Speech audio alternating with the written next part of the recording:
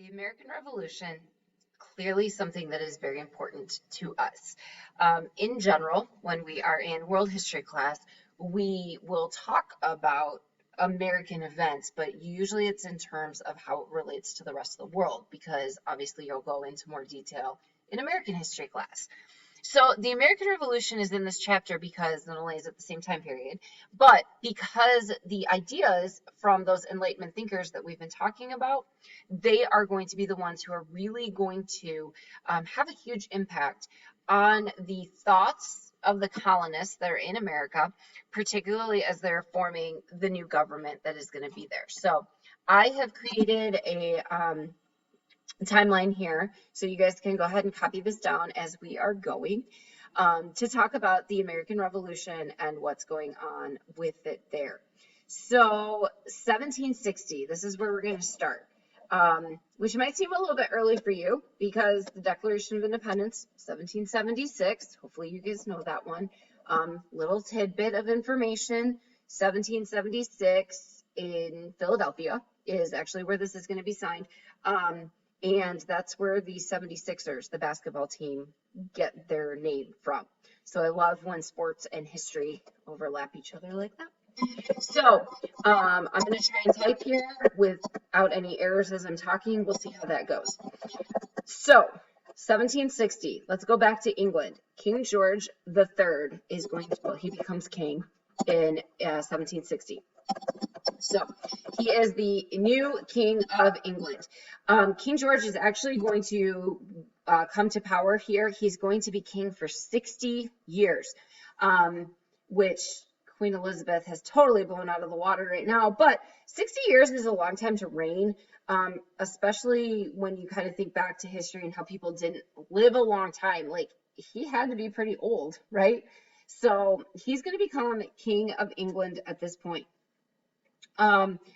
He is the first one in his family to actually be born in England. So his dad and his grandfather, who were both kings before him of England, were actually not from there. But he is like, woohoo, gung-ho, go Britain, I love England. So that's kind of an important thing that he's got going on, because he's got a whole lot of pride that is going to definitely be coming through when it comes to losing places like the colonies. Okay, so he's going to become king of England, and he is he's going to do some bad things with the colonies. So in 1763, this is when the French and Indian War is going to end. So just as a reminder for you, this was not the French fighting against the Indians. This was the British fighting against the French, and both sides had Indians fighting with them. That's where the name comes from. Great Britain names it, and when it ends, Great Britain is actually going to gain a whole bunch of land. So this is going to sort of feed into this. So the colonies are already sort of, they're going on. You guys are going to do a map of the colonies so you can see where they are. Pretty much where the states are today, with a few little adjustments in boundaries and names. So the French and Indian War is going to end. However, the biggest problem that King George is going to be faced is he's broke. War is so expensive, you guys. We've talked about this a couple of times now. War is so expensive. You have to pay for the materials. You have to pay for the soldiers. You have to pay to feed them. You have to transport them.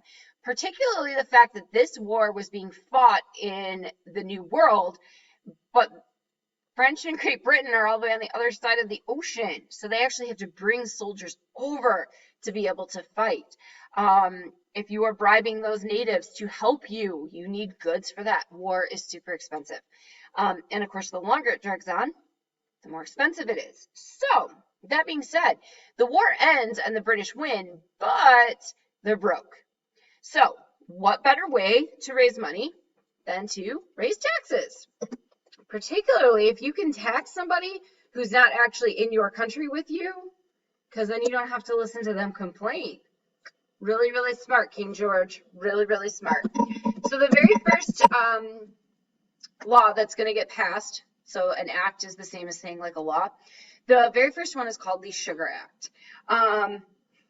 Guess what they're taxing? Sugar. Yeah. So the Sugar Act is going to be the first one that is going to get passed. They are actually going to do more than sugar. They're going to be taxing imports in general. So basically anything that's getting imported, that is going to face a tax. And this is a really great way for them to try and make money. If you watch the video, America, the Story of Us, they talked about Boston particularly, and how they wanted to stop paying the taxes on the goods they were bringing in. Like in the one scene, they actually lock the guy like in the ship so they can get everything off of it without paying the taxes on it. So that's kind of a thing. Now, this is not going to garner him enough money, and so in 1765, we are going to have the Stamp Act passed. Let's actually add that up here too. So the Stamp Act is not just this is not just on stamps, okay? This is actually on anything that's paper. So if you think about anything that they might have been using that was paper back then. So they don't read their news online. They definitely have a print paper, so tax on the newspapers. Any type of pamphlet or information that your business might be using to advertise, anything like that, tax on that. Obviously, the way you communicate with people, both back in England and amongst in the different colonies, you're going to actually write a letter, tax on that, tax on the stamp that you're going to send it with. It's really one of those things. Let's figure out how to tax as much as we possibly can. So basically, paper products are included inside of all of that with the Stamp Act, not just stamps. So as you might have seen in that video, tensions are going to be rising up at this point. So particularly in Boston, they have always said that Boston was sort of a powder keg. This is the area where people were feeling less British and more like Americans. And so it's not a surprise that the powder keg is going to kind of blow right there in Boston. So basically what we are going to have is a skirmish, a little tiff between British soldiers. They are armed, but they have orders not to fire, and a bunch of colonists who are yelling at them, throwing snowballs. Some of those snowballs had rocks inside of them. Yeah, so that probably didn't feel good when you got hit with one. So that's bad news. And so as that's going down, they're throwing rocks at these soldiers, and one of the soldiers strikes one of the colonists, hits him with, I think, the butt of his rifle. And then that gets the crowd even more riled up, and then they throw more rocks and maybe shove some of the soldiers. There's a whole lot. It's a mess going on here, basically. And so, yeah, it's bad. At some point, the British opened fire, and this is what we refer to as the Boston Massacre. So theoretically, I'm always curious what you guys think what is a massacre? Like, what actually qualifies as a massacre? And when we've looked this up in the past in the dictionary, it actually says any number of deaths. And so it's not like it gives a number. It's not like 10 or more people counts as a massacre, 100 or more. So they refer to this as the Boston Massacre in the newspapers that are being circulated around the colonies. And I'm not sure that it would qualify for most people for their definition of massacre. There were 5 colonists that were killed. And so the reason, why would they want to call it a massacre in the newspapers? They want to rile the other colonies up. They want to be like, look, this is the powder keg. It just exploded. It's time to make our move. Like, we cannot continue to live under the British. They're taxing us to death. They will not allow us to have any representation in Parliament, which is where the term no taxation without representation comes from. Sure, you can tax us as long as we can go and have a say in it. That's basically what the colonies are getting at. So as the newspaper circulates around the story of the bloody massacre that happened where 5 people were killed, the colonies all around, not just in Massachusetts, but all of them, are going to start to really build up a whole lot more anger and anxiety and distrust of the British soldiers.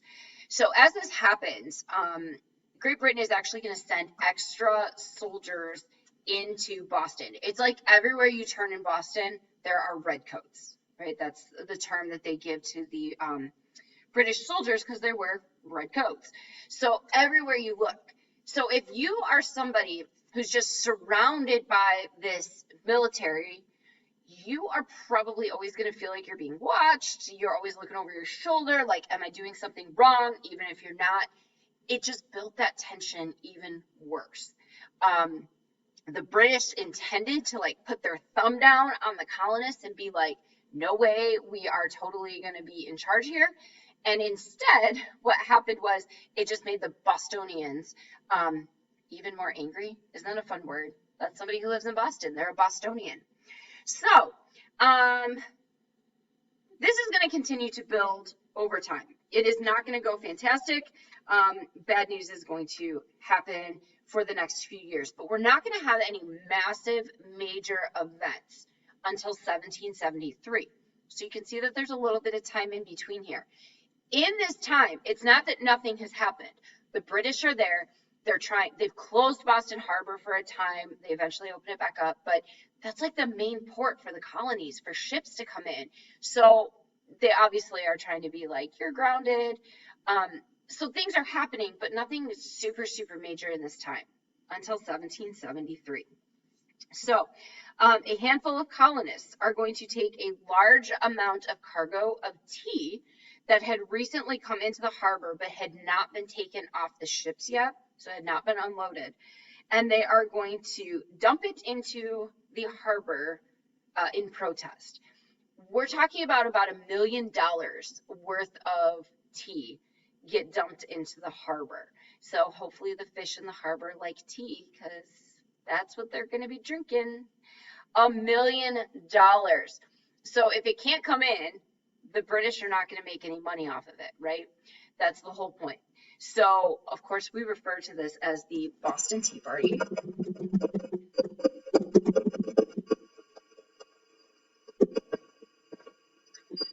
This is a protest by the colonists. Of course, they dump all of that tea in the river, which you've probably heard of before. It was like one of those tension moments that continues to build that powder keg again. So we're just slowly building and building up the pressure. And eventually we're going to have that sort of blow up. So as this is all going down, a group of leaders, lawyers, important people, they get together and they start to talk about the fact that it's time to basically tell Great Britain, bye-bye, like, we're done with you. We would like to be all on our own. So representatives from each colony are going to go to Philadelphia. They call this the Continental Congress, and they're trying to decide what they should do at this point. This is a big deal because if you try to declare your independence, you're committing treason, which is a crime against your country. And so there's people who are fearful of doing this because of retaliation from the British. There are people who still support the king that live in the colonies. They're fine being colonists, but they're still British citizens in their mind. But then on the other side, there's lots of colonists who just want to be independent. They want to have their own country. So in 1775, what we're basically going to find is that we're going to have a couple of shots fired. So we say that the war actually started here.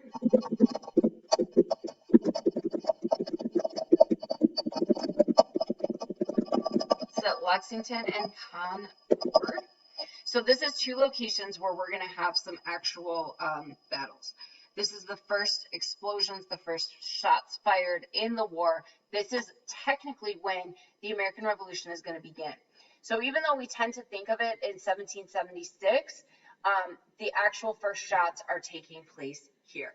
So as these people in the Continental Congress have tried to decide what to do, they've decided to put together their own army, and they have asked George Washington to be in charge of them.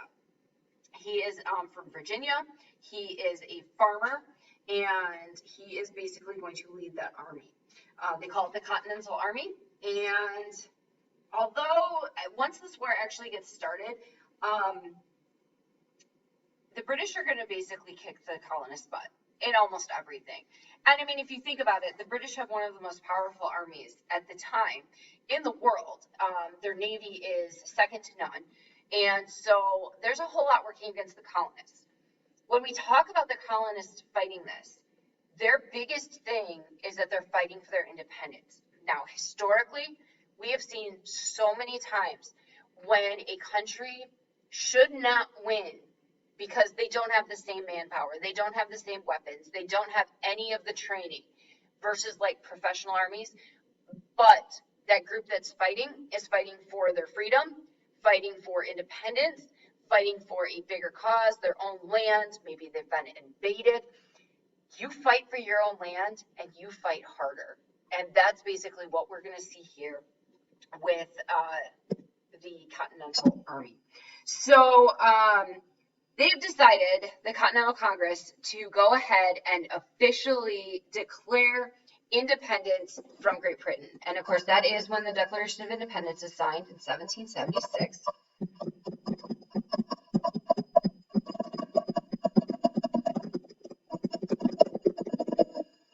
So they write up the Declaration of Independence.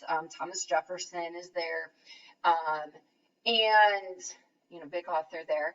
And so basically, the Declaration of Independence, they have listed out all of the grievances, all of the complaints that they have against King George and Great Britain. And it's sort of like the world's best breakup letter. It's like, hey, dear King George, we don't like that you do this. We don't want to be in a relationship anymore. Love, the colonists. And they wrap it all up and they send it to King George. In it, they do use John Locke's ideas about life, liberty, and property. Of course, it gets changed to life, liberty, and the pursuit of happiness. They also talk about other things like a government who's treating their people unjustly have not only the right, but the responsibility to revolt. And that was really one of the deciding factors for them, is that they were being treated so poorly that they needed to revolt. And so that gets sent, they signed it July 4th, 1776, of course, Independence Day, right? We celebrate with fireworks and picnics because it's a huge deal in our country. Even though this war had already been going on for a couple of months, that's the official day.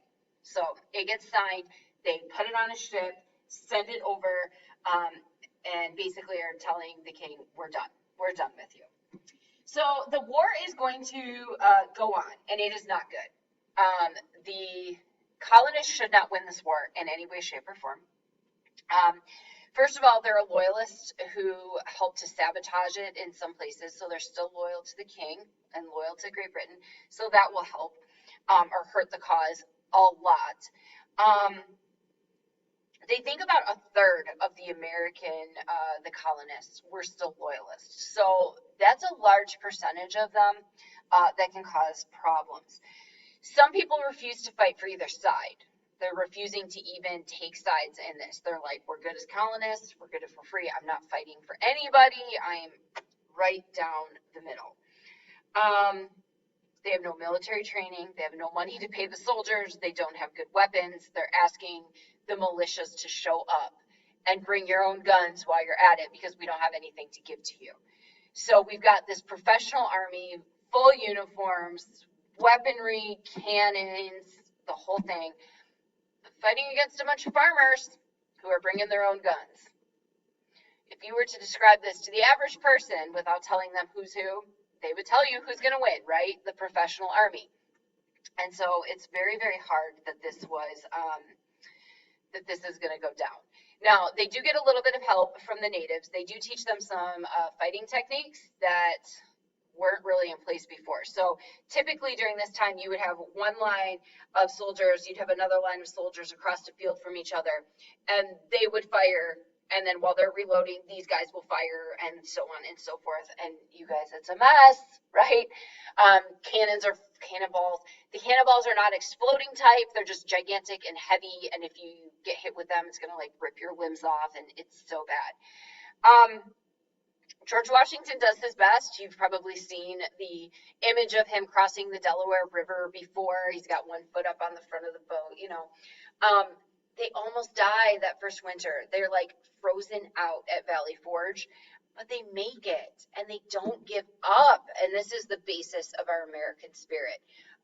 And you can tell I'm passionate about it. So, um, eventually, look at this, 1781. During this time period, during this fighting, we are going to get some help, which is good because I don't think we would have survived without this help.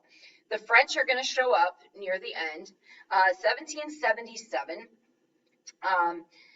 Once there's one giant battle, the Battle of Saratoga, and when the colonists win, the French are like, oh, maybe these guys have a prayer at winning. Let's go help them. So that's when they show up and help out. Of course, Valley Forge, I just mentioned, that's 1777 to 1778, so that's not any good. But it's going to be okay, because in 1781, the British Army is finally going to surrender.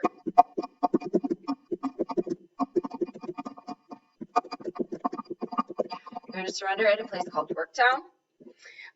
This is in Virginia. So at this point, we're free. We're Americans. We're no longer British colonists. We are Americans. So this is a big, exciting moment for those colonies. They're going to become independent states. So they're going to have one overarching government, but the individual states are also going to have their own say in things. They are going to create the very first constitution that they come up with is called the Articles of Confederation. In the Articles of Confederation, because the founding fathers were so terrified of having a very strong leader, one person, like they had with the king, they make the federal government very, very weak, and the state governments are more powerful. The problem with this is there's sort of not that overarching sort of overseeing everybody. So here's a problem. For example, the states each had their own individual money. So today, we have the Federal Reserve. They're the ones that print our money for us. And you can take your money from one state to the other, and it's the same thing. Back then, each individual state had their own money system. So if you wanted to buy something in South Carolina and you're in North Carolina, you don't have the same money. And so it becomes a huge problem. And what the founding fathers actually figured out in 1787 was that this wasn't going to work. It's not going to work. The Articles of Confederation is so weak that it's going to cause us to be vulnerable, and eventually Britain is going to come back and attack us and take us back over. So they get together and they come up with a brand new constitution. Now they do this in secret because technically it's treason, right? It's going against the law of the land, which was the Articles of Confederation. So they basically had to get together, and they used a lot of those ideas that we picked up from our thinkers chart and included them. One of the biggest ones was, of course, having the separation of the branches of government, 3 different branches, and also the freedom of speech. That was a big thing from Voltaire. So, in 1789, the Constitution becomes the supreme law of the land, which is amazing. It still exists today. I literally have one in one of these drawers that I often will reference. There it is. It's my pocket Constitution, whole Constitution right here. And on the inside, it's got basically the layout for the government. That comes first. And that's the whole thing with the 3 branches, the president, legislative branch, rather, Supreme Court. And then you go in and it talks about the amendments. So amendments are things that basically are added in. The first 10 amendments in the Constitution are your rights as a citizen. We call that the Bill of Rights, and it is like the basis for America. In fact, in the very beginning, of course, they have Amendment 1, Congress shall make no law respecting an establishment of religion or prohibiting the free exercise thereof, abridging the freedom of speech or press, or the right of people to assemble. So basically, this is your freedoms one, right? Freedom of speech, religion, assembly, and press. This is a big deal. You guys, this little tiny document right here is the basis for everything that we have. And our founding fathers used the ideas of those philosophers to create this. The cool thing about our government is that they're able to look at all these different things and pick and choose the bits and pieces that they wanted, that they thought were the best for everybody, and put it all together to form a new religion. It's lasted the test of time this long. So in that regard, it's definitely an important thing. So your notes here cover the American Revolution and how we ended up with the Constitution and using those ideas from the Enlightenment thinkers.